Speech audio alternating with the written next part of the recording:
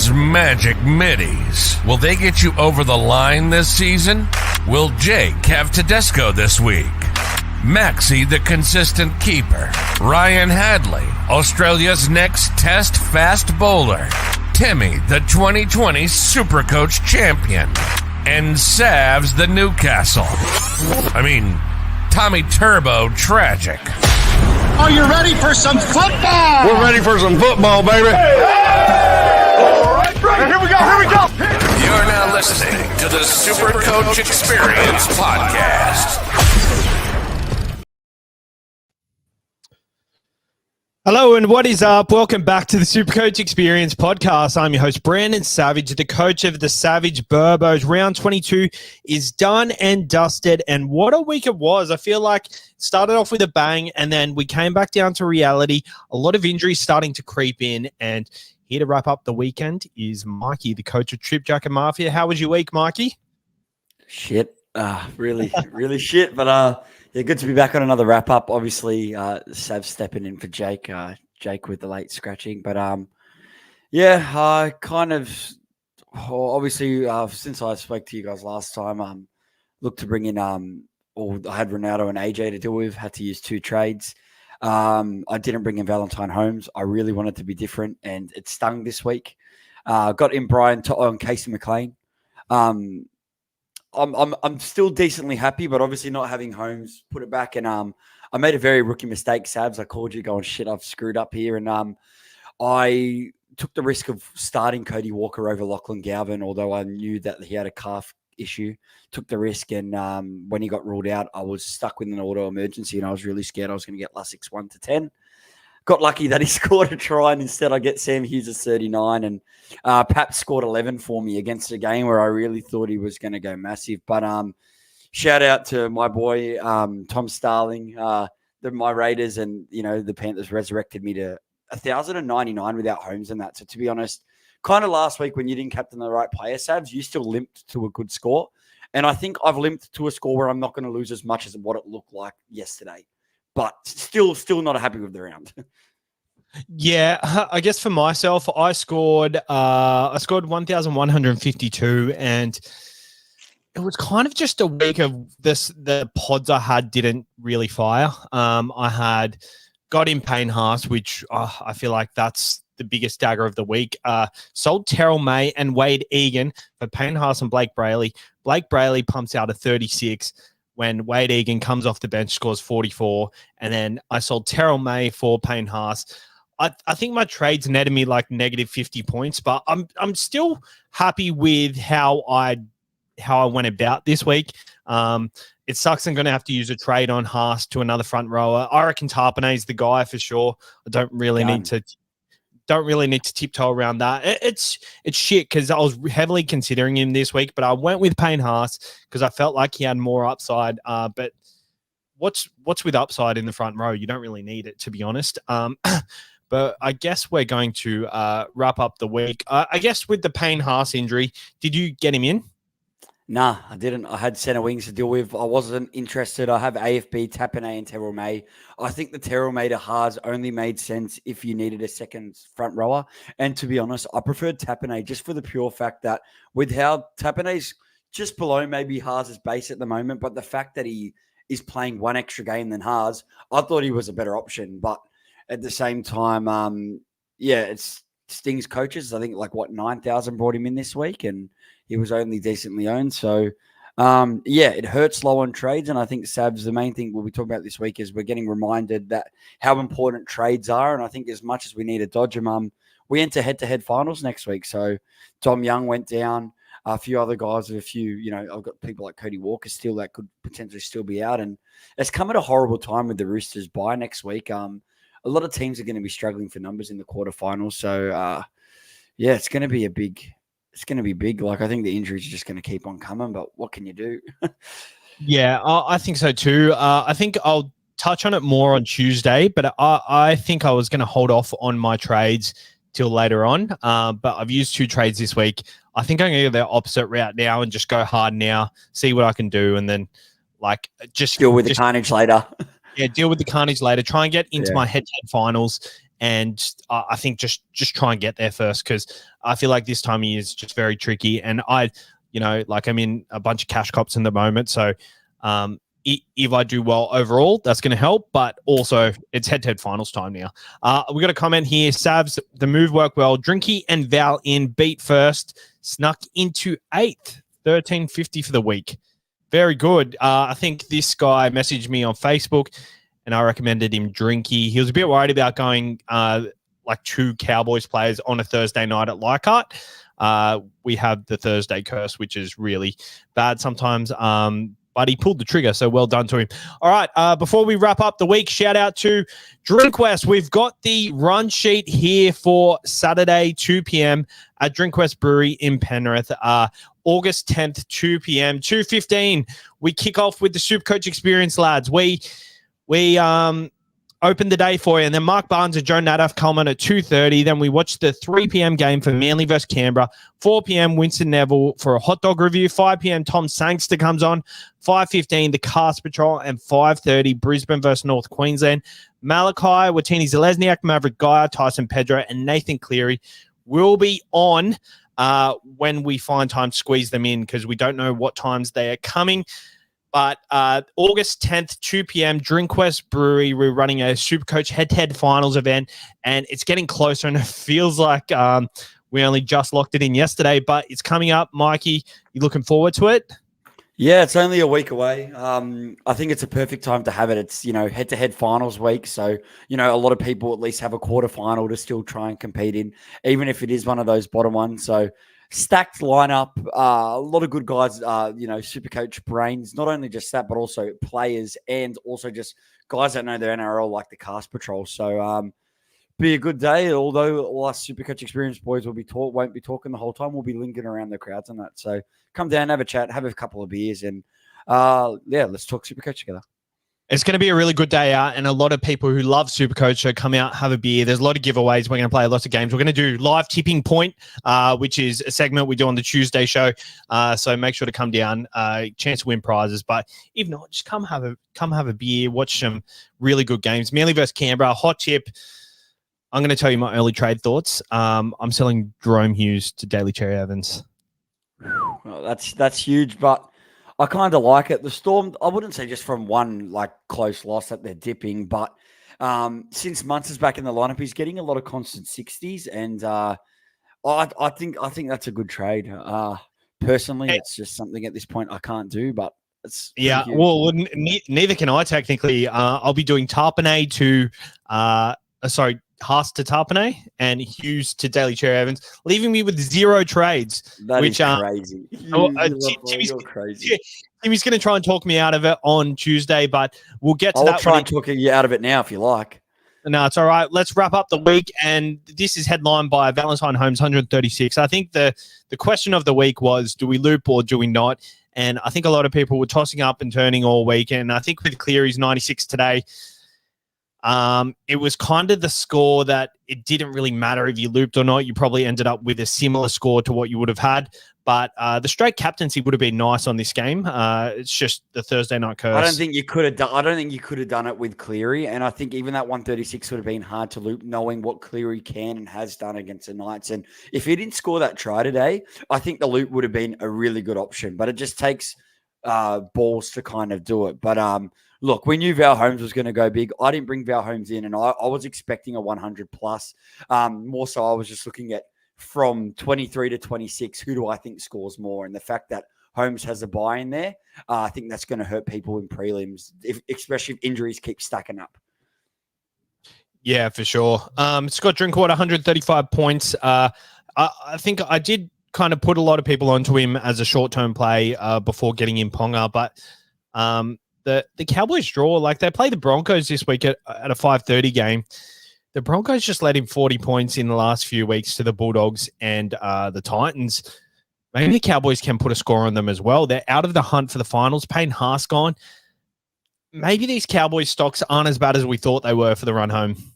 Yeah, I think it's gotten better. The fact that the Broncos lost, it gets better. And that's what's going to happen with a lot of these draws. You're going to think it's competitive, but as teams start to lose and slowly go out of the race, all of a sudden it doesn't become as competitive as of a matchup, or it does. So this Bronco one doesn't.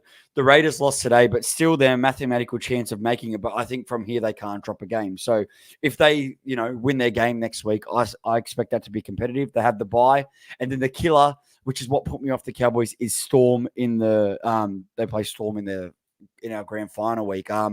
And the fact that they lost, there is a chance that they might not rest all the Storm players. Like, look, I know Craig will want to win the comp, but if they do want to win that minor premiership, the fact that Penrith-Melbourne game is now crucial because there's 2 points separating them. If Melbourne lose to Penrith, technically Penrith's for and against is better at this current point in time. So that could have an effect for later in the season. Probably a good thing. We don't want all the Storm players getting rested. So, them losing isn't a bad thing. I think with the Storm, they probably don't mind who they're going to play. Like first and second, looks like second will probably play the Roosters. If you're first, you're going to play the Sharks, which I think, or the Dogs. The Sharks or I think Penrith and Melbourne will be favouring whoever they play in fourth. They won't really want to be playing the Roosters in the finals. So maybe that resting in round 26 is it's 27. Oh, yeah, round 26 or round 27. But Melbourne said they're going to rest all their players in round 26. Maybe that's not going to happen. Maybe that's under a bit of pressure for that not to happen if they are gunning for that minor premiership spot. But very interesting there. The Cowboys, Murray Taulagi, you were looking at him seriously, weren't you? Oh, I was. As I said, I got put off by this buy. And the fact is, if I could kind of do a Toto and a Murray Taulagi, I would have done it just because his price was so cheap. And I just thought if Val is popping off yet again, then that's going to benefit the guy inside him. And great point of difference. People still won't jump on. But the Cowboys are in some hot form. And realistically, they are still a mathematical chance of making that top four. So if they can keep winning games, it's, these last few matchups for him is going to be great for any Cowboys players that you have. Reece Robson, 69 points, doing it once again in the hooker spot. Fini Fioraki, 56. Nanai, 62. Not much else doing there, but for the Tigers, Bullard top scores with 131. Think of that fullback position, pretty irrelevant. But Samuel Afanu comes out, scores 112. I think in a week where a lot of popular Manly players were out this week, some people were forced to play Samuel Afanu, and 112 points. That's crucial for a week like this week. Sorry, Sabs, I cut out there. Oh, did you not hear me? Yeah, no, it cut out. Interesting. I was saying Samuel Afinu, 112 points on a week where Manly players were out and you pretty much had the option to play him, and he was a real playable option this week. It's real crucial this time of year. Yeah, 100%. And I guess it kind of now, if you're someone with Finu, I guess the fact that the Tigers have a bye in round 26, you got to plan for that, which is why people that have him might have brought a Payne Haas in this week. So that becomes a bit of a problem. But I think he's a handy play most weeks. And if I had him and I had Haas, I'd be tempted just to hold Haas on the bench for now and just kind of wait your week, unless you really want to Tarpanay jump. Fino looks like a decent play and a decent backup, much better than like a Sam Hughes. So keep scoring tries, and he looked great on the weekend. Lockie Galvin, 82 points. I mean, you'd be pretty gutted if you sold him because he's looking good. It seems like whenever there's a favourable matchup, he's taking his opportunity with both hands. Yeah, 100%. Just I really had plans to sell him, but the more it keeps going on, I don't think I'll sell him at all.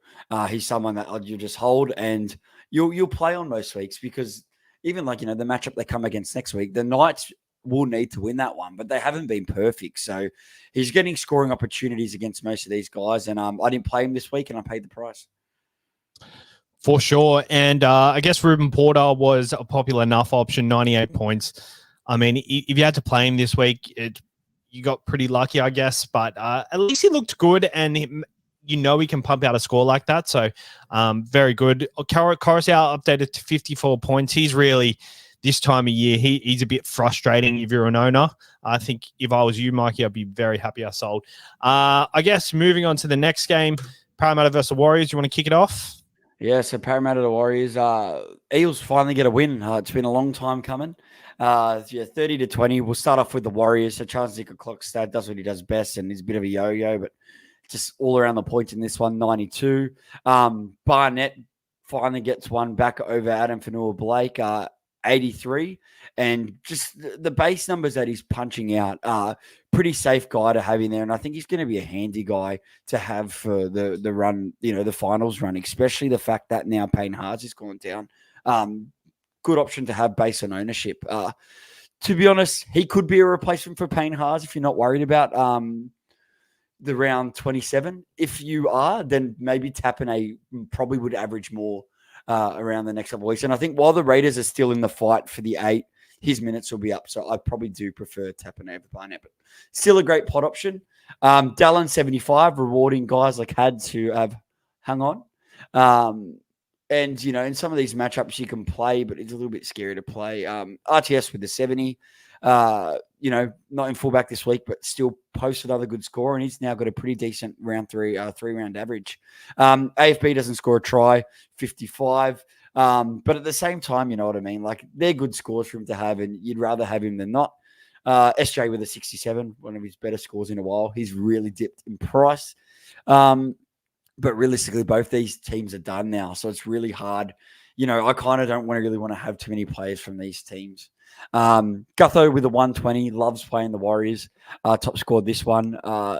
Yourself, Savs, Dylan Brown. You're a Dylan Brown holder. I thought it was a pretty crazy hold, but man, proves the goods this week. And they have a tough matchup against Penrith next week. But man, they like to take Penrith to the sword. So that's going to be a competitive game. And to be honest, a Dylan Brown hold now, like he's going to be a handy number for you, even like against a tough matchup against the Panthers. Are you going to play him at this stage? That's early. Yeah, I think at this stage, I don't know. I've got like Olukwatu back, so I can definitely sit him. And over the next 2 weeks, they play the Roosters and Penrith. But do they? Yeah, they play the Roosters and Penrith. But the last 2 weeks, St. George and the Tigers was the reason I held. I felt like this time of year with them matchups in the back end, and same with Lockie Galvin. He plays Parramatta last week, so I'm very happy to own them too in the last week. And I find when these kind of teams who are out of contention play teams, they just throw the footy around and they really want to, they just like scoring points.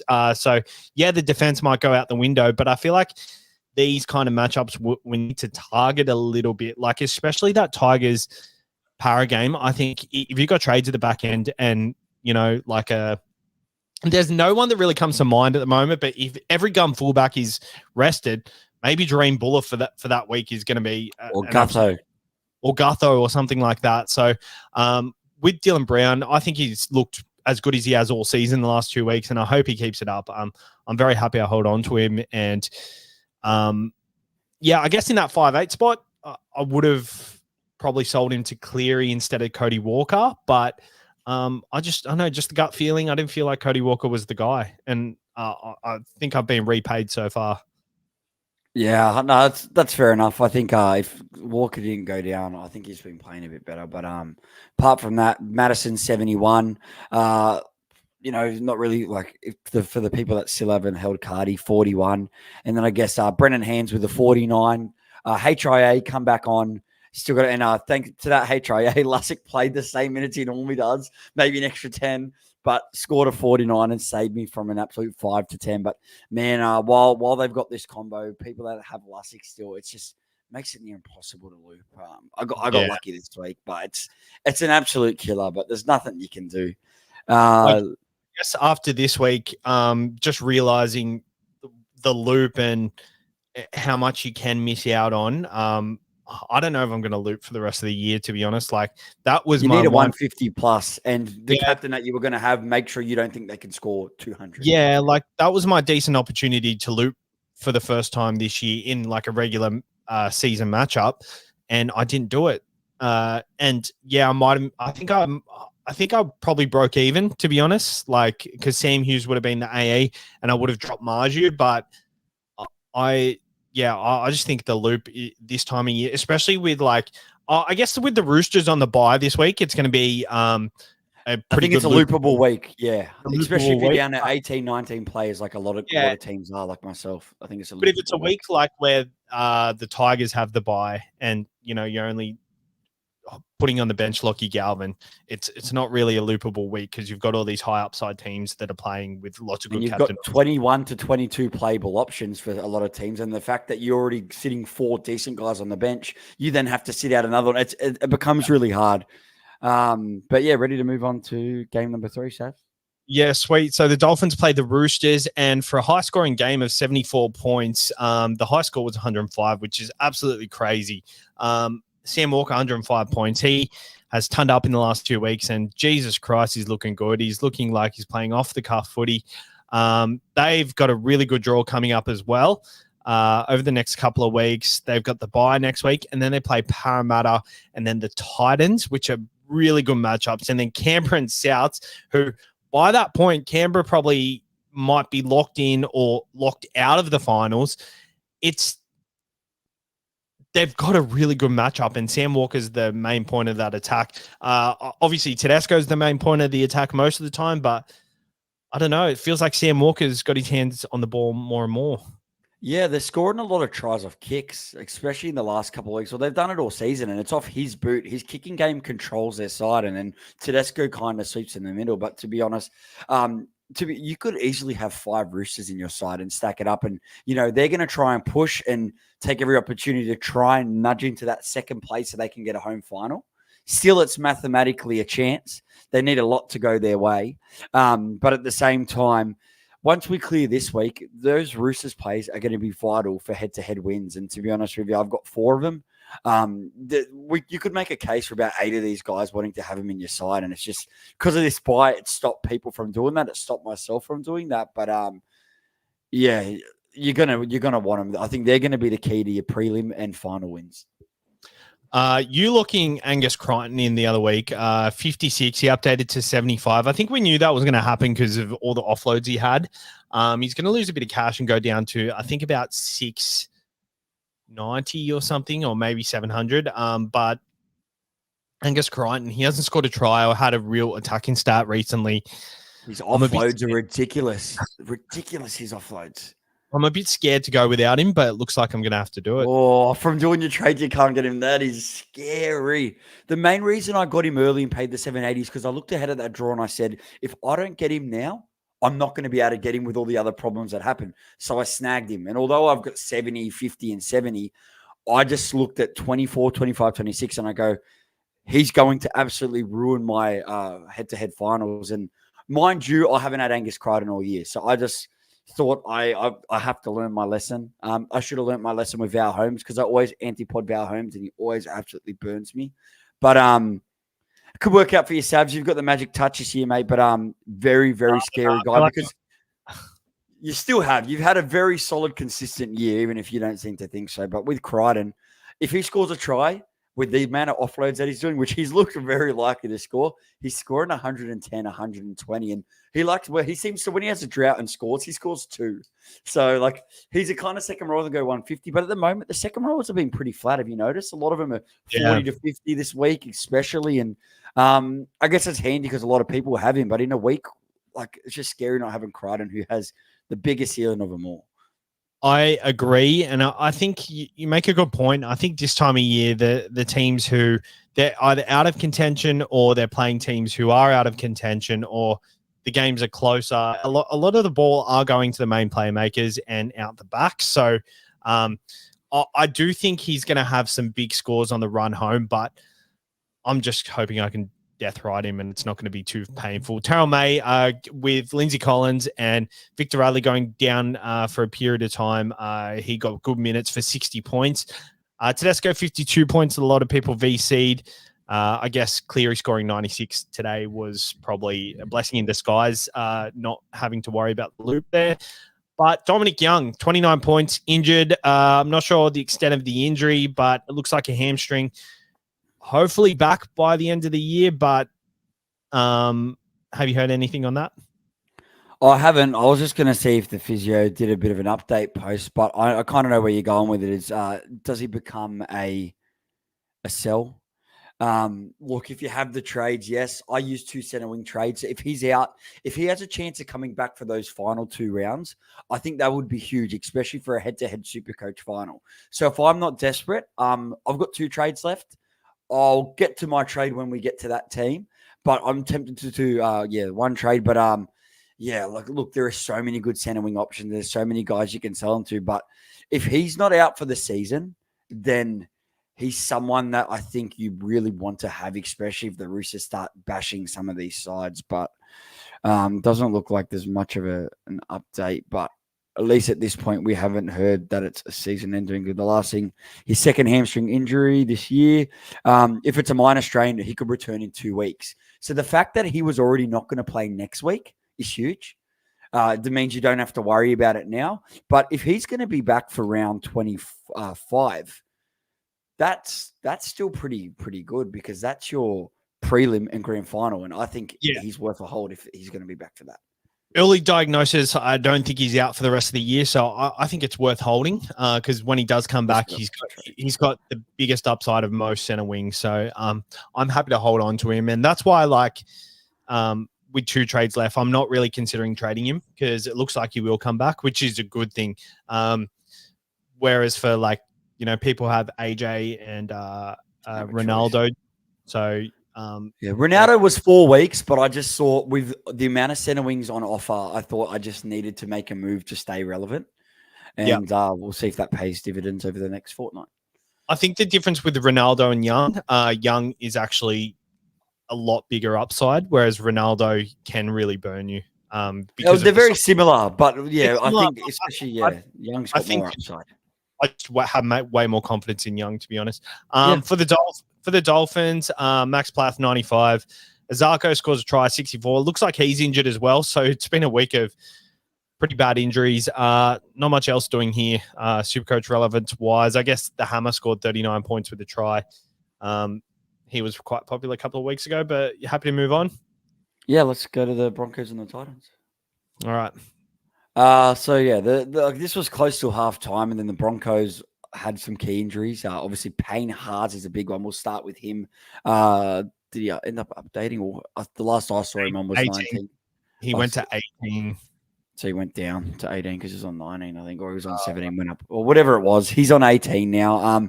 That's a big one. Looks like the season over, and with the Broncos season basically done, they're not going to risk him.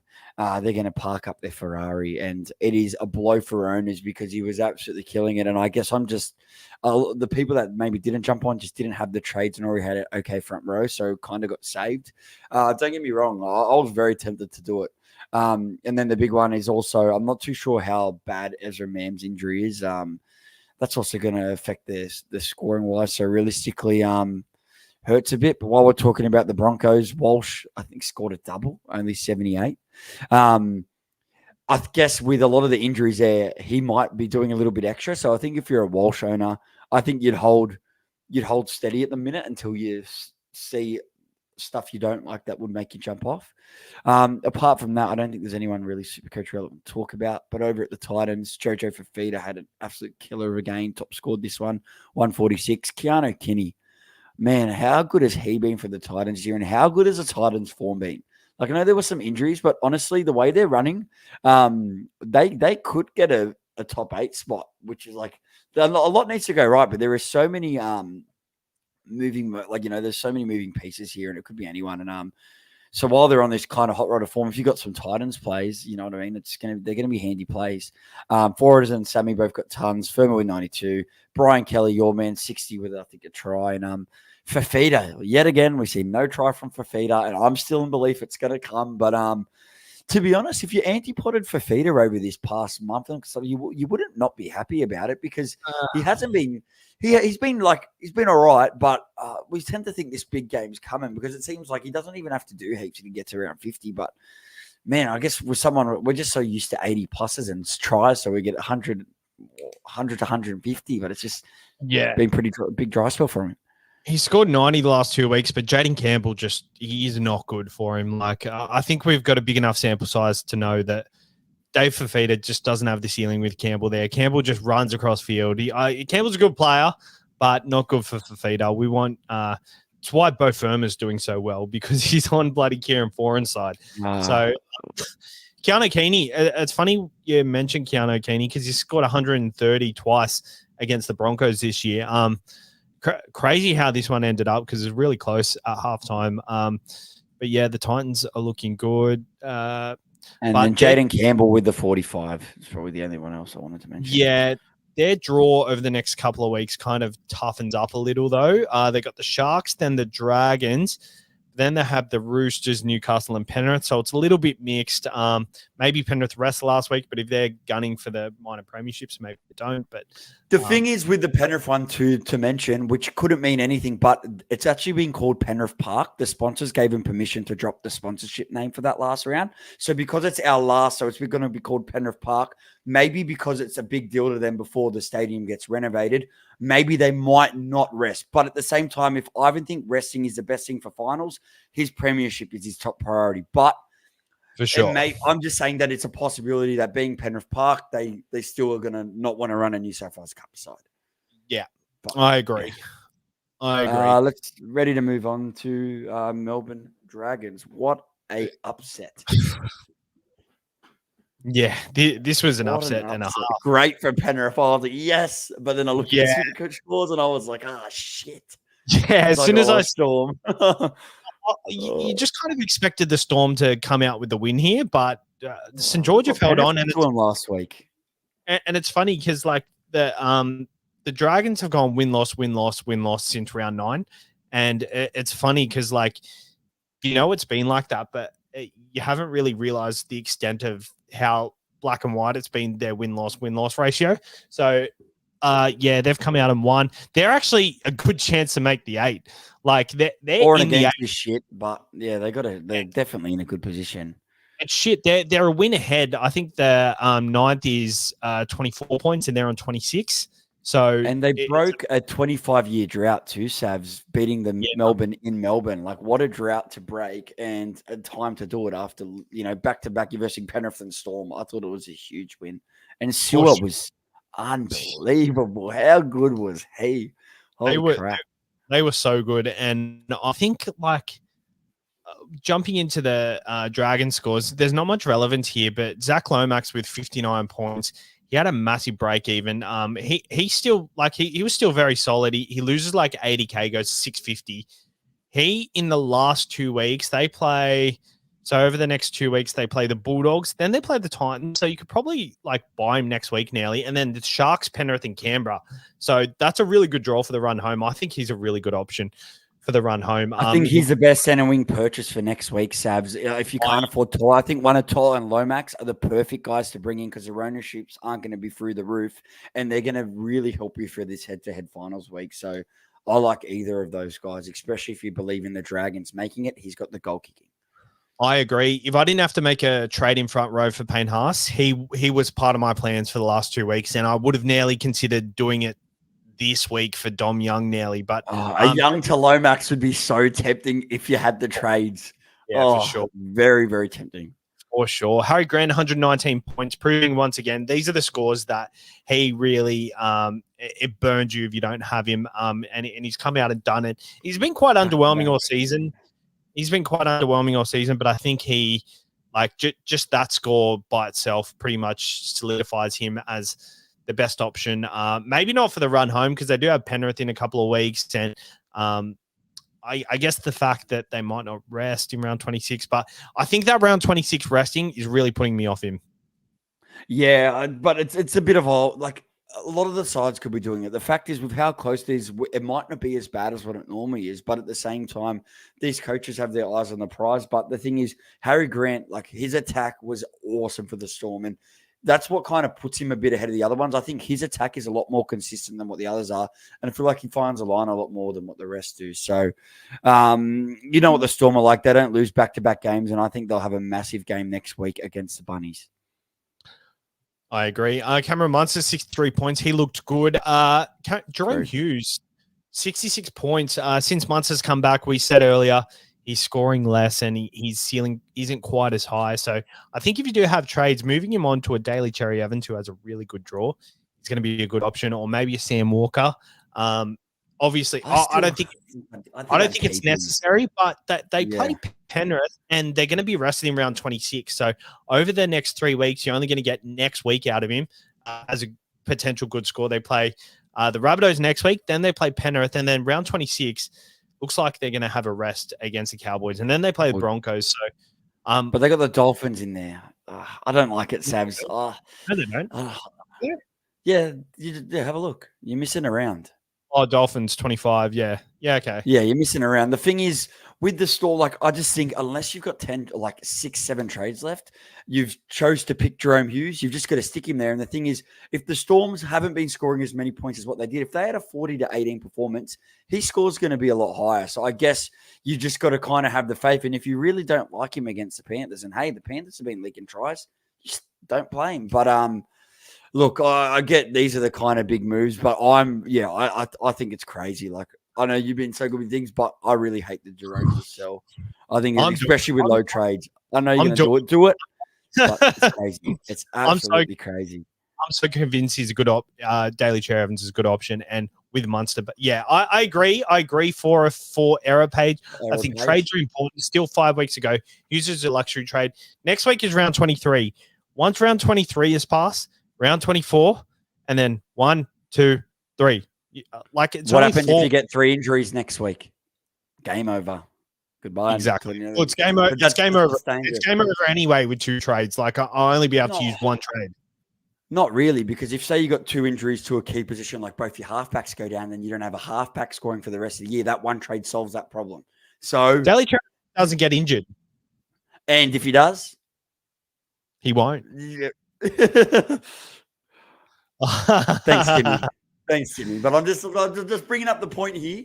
Look, Sabs is crazy, but his crazy works a lot. But I just think, like, look, I don't have many trades left either, but putting yourself to 0 look, I could talk about it for ages. Let's keep going on. Let's go to the next score, which is probably. Hey, I'm doing it. Barnesy, who's coming 3rd overall, did a trade. He did Sam Hughes to Miles Martin with 3 trades left. Now he has 2 trades with Alex Johnson and Ronaldo Mulitalo and Dom Young in his side. So he's got 2 more trades than you, because he's not going to put himself on 0 trades. I don't think. Well, he's gonna have to. I guess he doesn't have to trade next week, but he's low on trades as well. So I just a lot like of people are low. Yeah, everyone's in the same boat. So there's no point waiting till round 27.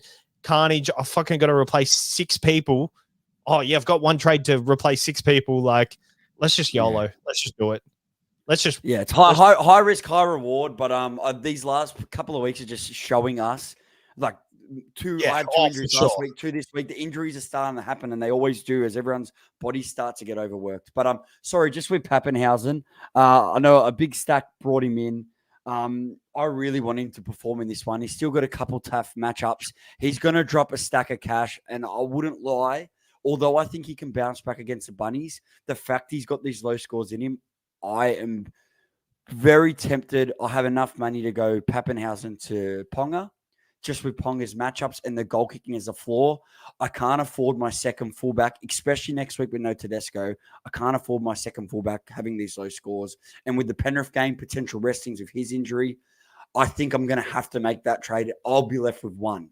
And also, I'm similar to you, but I'll have 1 emergency trade. I really didn't want to do it, but I don't think I'm going to have a choice. I just think this game, he should have scored 50 plus. That floor is too scary. Do you tend to agree, Savs? Especially with Ponga now plays the Tigers, some juicy matchups, goal kicking. I think I miss the Tommy boat. I have to have someone that can match Tommy, or I'm screwed. Yeah, I think you feel a lot more confident about Ponga and Tedesco. And Ponga is someone you can probably captain week in, week out, whereas Pappenhausen next week is a huge captain matchup. Pappenhausen, there's not much. You can't captain him anymore. Yeah, there's not. He hasn't looked that good. Like last week, no, he looked really good. And the fact that I love that he was supporting the place, he could have scored 150, but then he dishes this up this week, and I can't have that inconsistency. But I guess he's not 100% confident in his body, and I guess look how many injuries he's had. Like, I don't think I'd play footy again if I was him. But he keeps pushing through. So tough ones for guys that just brought him in this week. But did you consider the VC loop? Yeah, sure. No, definitely not. I think, didn't Timmy Williams also VC him? But look, I still back my thought process of VCing him in pot option against the Dragons. But yeah. He did, and he posted about it too. That was pretty funny. That's funny. All right. The Sharks played funny. the Rabbitohs. Is it your turn? No, it's my turn. Yeah. Or is it? No, it's my turn. Yeah, it's Okay. my turn. I've got all the Actually, no, it's my turn because you do the next game. All right, fine. Go for it. The Canoe, 89 points. He's on a try-scoring streak, and I'm very That's happy. 380s in a row. Oh my Yeah. god, the Canoe crew. Far The out. Canoe crew. He goes up a significant amount of money. He goes up like 50K, so 600K. You'd be spewing if you sold to a Casey McLean or something. I know Casey McLean's kind of gotten close to him-ish, but like I think He's a scary one Hines to go up against in head-to-head, hey, Sabs. Yeah, with Hines out of the side, it seems he's really gotten a lot of good ball. And I think once the tries open, the floodgates open for Canoe. So I guess for those wondering, Canoe is Kailiro. Will Kennedy, 62 points. McInnes, 52. Trindle, 52. Stone Street for a cheapie, 50 points. He might get a good run. Stone Street is playing on the right side, which I think is actually a good thing. I prefer him on the right than the left. Wait, did Katoa play left or right? I missed the Sharks game, but Katoa normally plays on the right, so are you sure they switch Katoa? Why would they switch their right winger? Yeah, I don't actually know. I missed this game. So we're just wrapping up the scores here. But Blake Brayley, 36 points. I'm pretty happy with Brayley for the run home, to be honest. Like I feel confident having Brayley in my side. Like he plays the Titans next week, the Knights the week after. They've got St. George, the Warriors, and Manly. I'm pretty happy to have Brayley in my side. I fixed it. Stone Street left. Yeah, okay. Sorry, the Titans Knights games I think are tough because they have to win those games. The Sharks have a bit of breathing room. They're obviously gunning for a top 4 spot, but technically, like Titans, Knights, Dragons, Warriors, Manly, I think they could drop 3 out of 5 of those games if they're not careful. The other thing too, Britton Nakora, I guess with those matchups, it's hard not to play him. But if you've got an absolute stack 17, maybe the pot option is, antipoding and not playing him each week because he does have some low scores in like 44. Like if you're missing out on a center wing that's got a ceiling of like 130, I think he's not a straight play every week. I know the one time I didn't play him this year, he scored 90. But what do you think, Savage? Do you think you just play him every week? He's got the ceiling. He's got the ceiling, 44 points without attacking stats. I'm pretty happy to play him most weeks, but he'll be someone I consider leaving out week to week. Like Katoa, Fafita, and Olakwatu plays every week over him for me. Maybe if Katoa plays Penrith, I'll leave Katoa out for Nikora. They play Penrith in what round? They'll play the Knights, Savs. Nakora will play the Knights while Katoa plays the Panthers. Yeah, so I like that matchup, and I'd probably leave Katoa out over Nakora that week. But yeah, I'm pretty happy to play him most weeks, depending on like. I think Kailiro is probably a play over Nakora as a reserve. So I'll be playing Nero every week, 100%. Yeah. His floor's so good. His floor's like 50. And then with these tries, and it doesn't matter that Mulatalo's injured, he's still performing the same. So he's a hard guy not to play. I think I've learned my lesson here. He'll be in my side every week, especially with the draw that they have. They don't really have a really, really tough match. They've got probably Manly could be the toughest one. Yeah, so 29 points in runs, Iro, and then he's got 16 points in tackles, which is 45 points, and then 47 when you add offloads, and then he's got the try assist, and the try contribution. So the attacking stats are starting to come for Iro. For the Sharks, not much else doing there, but for the Rabbitohs, Cook top scores once again, 100 Number points. one hooker option for me. He's killing it. He's killing it. Oh, my internet's going quite slow. But Jai Gray was the next top scorer at 92 points. It's just shit itself all of a sudden. I can take over if you want. So you got it? Yeah, so Colomatangi like with a 56. I think... it's kind of making your webcam staticky too, Sav, so you might have to just clear it. I'll continue. Colomatangi with a 56. As well as that, you've got Yeah, look, he's pumping out the base. Obviously, didn't get as high as what he has in previous weeks, but nonetheless, still absolutely killing it. Yeah, obviously, Cody Walker didn't play in this one. Bummer for guys that still have him. Cam Murray with a 49, but realistically, having a look at the rest of the field here, the Bunnies are pretty much done. You can almost put a line through them. So I wouldn't be really targeting any Bunnies players. I guess just if you have them, play them at the right times. They've got a really tough run home. They've still got to play Penrith at home. They've got the Storm next week. That's just all off the top of my head. And I know they've got another tough one to end to pair with the Panthers. So even with my Bunnies players, I'll probably only be playing him half the amount of rounds that are left. I agree. I think not really. I don't have any more Bunnies players. So can you hear me? Go over to, yeah, I can hear you, bro. Let's go over to my boys, the Penny Panthers. 2-point gap between first place. Here we come, the 4-peat.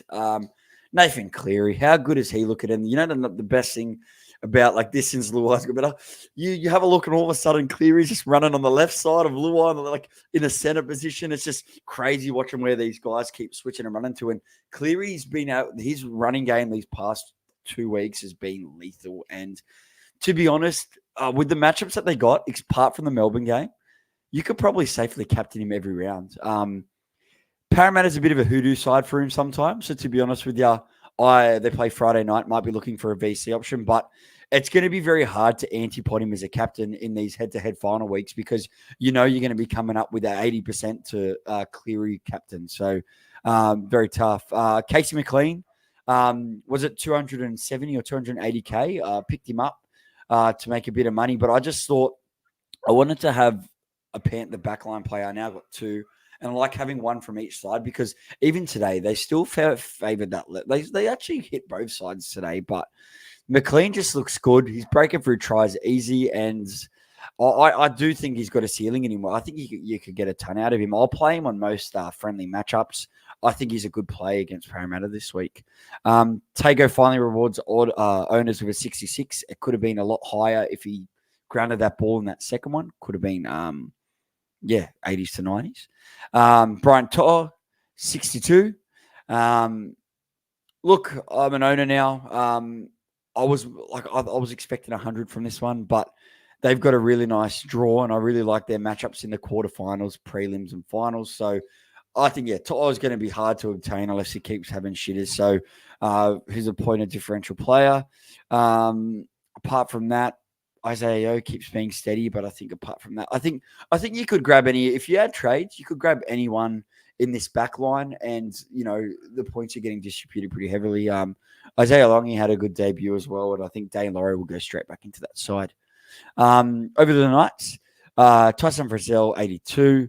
Dane Gagai was the base. You don't want me to comment on the Penrith side? Oh yeah, sorry, I thought you'd butt in if you wanted to. Go for it, Saz. No, I thought as a host you'd I'm the co-host today, but yeah. Go over it. What do you think about the Panthers, Savs? Yeah, I agree with you. And right now, I can barely see your picture. You're literally like a static button. Oh, bro. Sorry. You're pixelated. That's why I thought if I crossed to you, you're going to be like, yeah, like. No, I do have one thing. A lot of people asking on Lindsay Smith this week.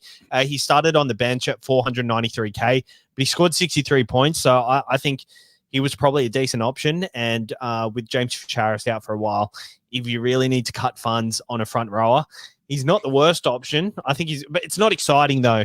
Like it feels like a waste of a trade. It's not exciting. If you had a backup front rower, you would just not run a third backup one. And I understand if you've got to add in Fanua Blake, Payne Haas, these guys have buys running home, or even Samuel Lafanu. These guys all have buys coming up. So it makes it tricky, and understand why you'd want to go to someone else. But it's not a bad shout. He's been very good, and his minutes seem to be decent. And it doesn't matter if he's starting on the bench because he provides great upside for this Panthers side. So it's not a bad shout, but yeah, like if you're a few trades and I'm bringing Lindsay Smith in, I just don't think I could do it. Did Taruva lose points for kicking the ball and knocking some kid's tooth out? Did you see that? No, I missed that. I had to sneak off and kind of watch this one at work. I was spewing. I didn't get to go to the game. I was so upset. I had my bag packed in the car, ready to go because I thought I was going to have a short day. But that's asphalt for you. I did a big day. Very nice. Yeah, and for the Knights. Yeah, so as I said, Frizzell with the high score. Brayley 66 for owners if he's your backup hooker. Look, I thought the Knights were pretty good today. They stayed toe-to-toe with Panthers. It's just with the amount of halves combinations that they have, they had Cogger on the bench.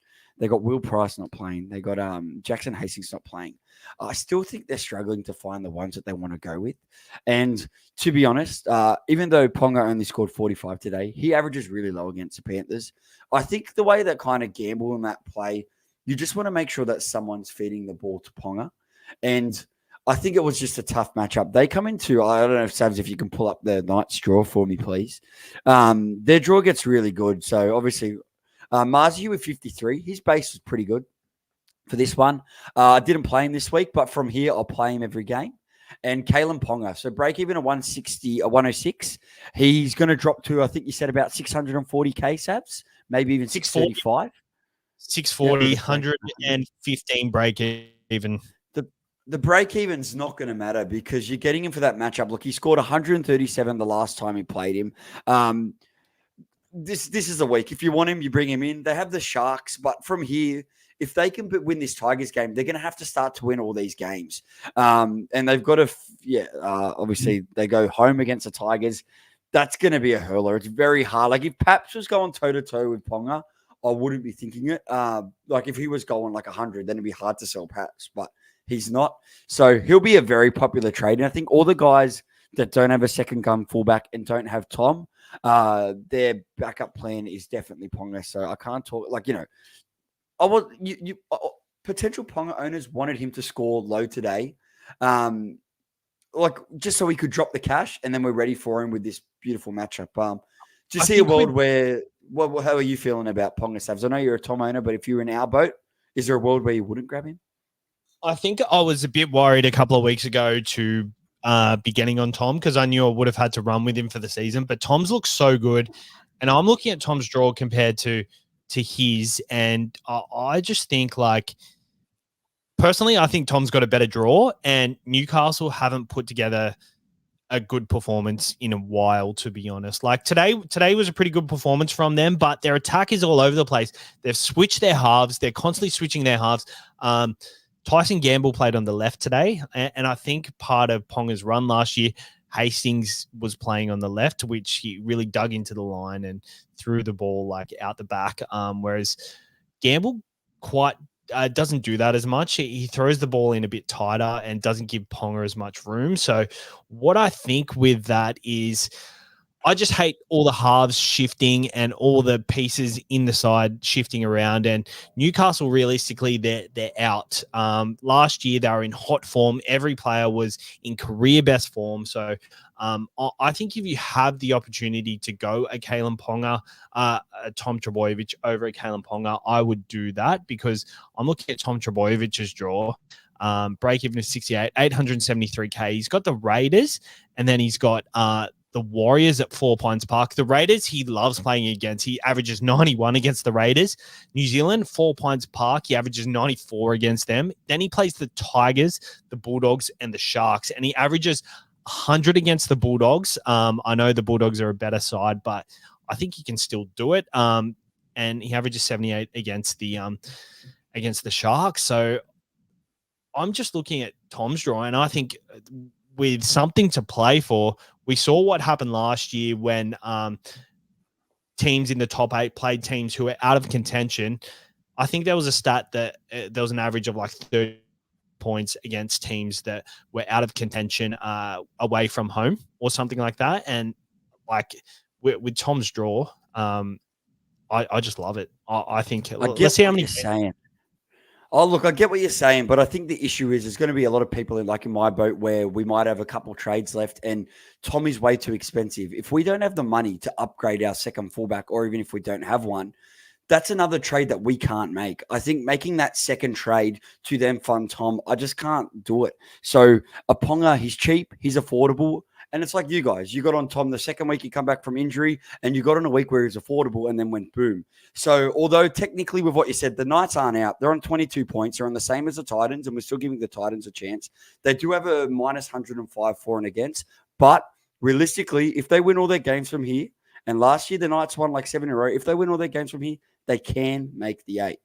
So you're hoping they're playing the Tigers this week, they go boom, and then they just keep riding that train. That is definitely an option. And then if you're going for Ponga, that is what you're hoping. Otherwise, why would you be getting? But it's still a chance, Ab. Yeah, no, I just think if you've got the opportunity to get either, I'd get Tom, but the price in one difference, trade, if you can do it in one trade. Yeah, if you've got heaps of trades, it doesn't matter. Yeah, the price difference, you're definitely going Ponga. And like, say you got one trade, you can only do it in one trade to get Ponga. It makes sense. I don't think they're going to score that differently, but I think I'm much more confident in Tom Trbojevic.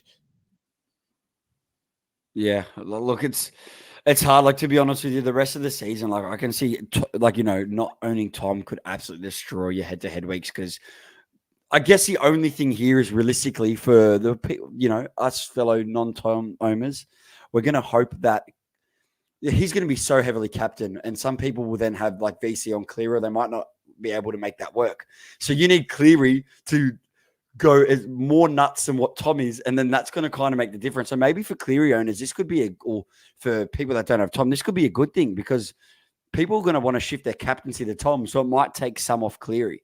Obviously Cleary needs to go well to make that happen, but yeah, it's tough. I think this part of the season, normally we have most of the fullbacks injured. So going into this back end, you've got so many fullback options between Paps, Ponga, Turbo, Teddy. There's a couple others you can chuck in that mix. It's a stacked kind of lineup that you can pick from. So it's going to be an interesting run, because you can only have 2 of them. Yep. All right, come on, let's move on. Last game. Over the Doggies, yeah, Stephen Crichton. Decent pod. He done a lot today and only scored 70. But the Doggies have such a nice draw for your head-to-head finals week. If you wanted a real pod center, I think Stephen Crichton's your man. Call me crazy, but I believe in him, and I like their draw. Jacob Preston with a 64. Look, nothing much massive in this one, SuperCaoch wives. Karaz didn't do too much, scored a 47. Sam Hughes limps to a 39. If he can get scores like that, you'll be happy. The Raiders, Tapane top score with 88. And like Sav said at the start of this podcast, I think he's the number 1 front rower to have at the moment if you need Payne to get rid of Payne Haas. He's just solid, got a line break today. When he gets the attacking stats, he's huge.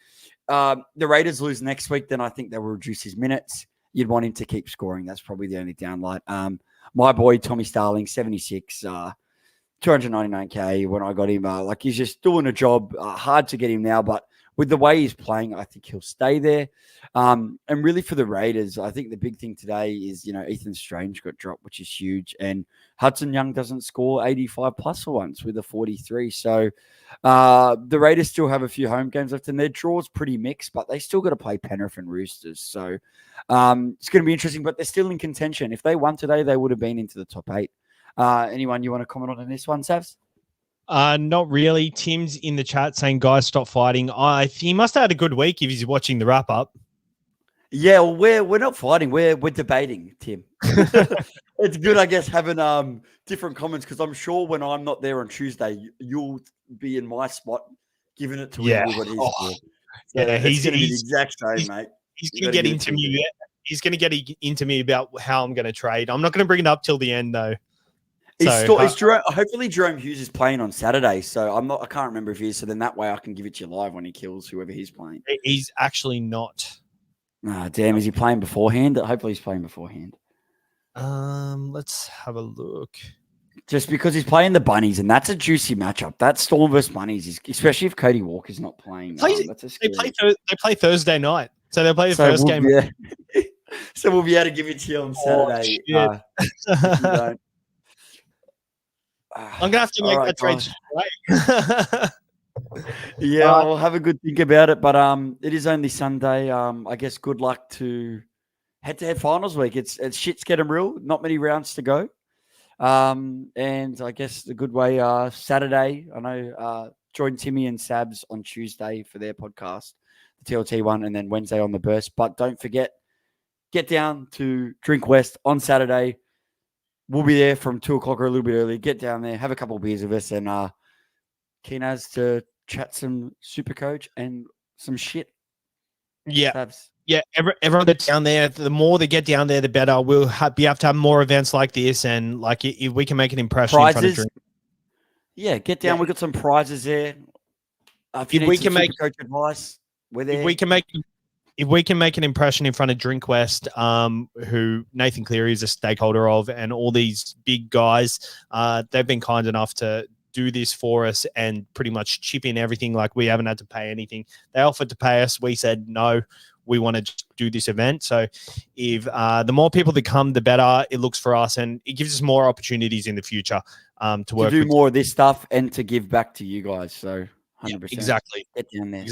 Exactly. So if you've got a chance of making at all, like even if you come down for half an hour, that's better than nothing. So even if you're going to one of the later games, come down. I've got a couple of my mates that are going to the Doggies Dragons game, but they're going to come down for the 3 p.m. game. Hey, it's better than nothing. Come down, say hi. Yeah, a lot of people are going to that game who are coming to the event. So that's why we're wrapping it up kind of around the time the last game starts. So, but obviously, if you just wanted to stay for that last game, I'm sure there'll be some of us hanging around still. I know I won't, but some will. So, hey, you can stay as late as you want. Or we might kick on at Panthers. Depends. Get some bloody cocktails. I know you'll be. Get some cocktails into us. All right. But thank you for tuning in. We'll see you during the week, and ciao. Good luck.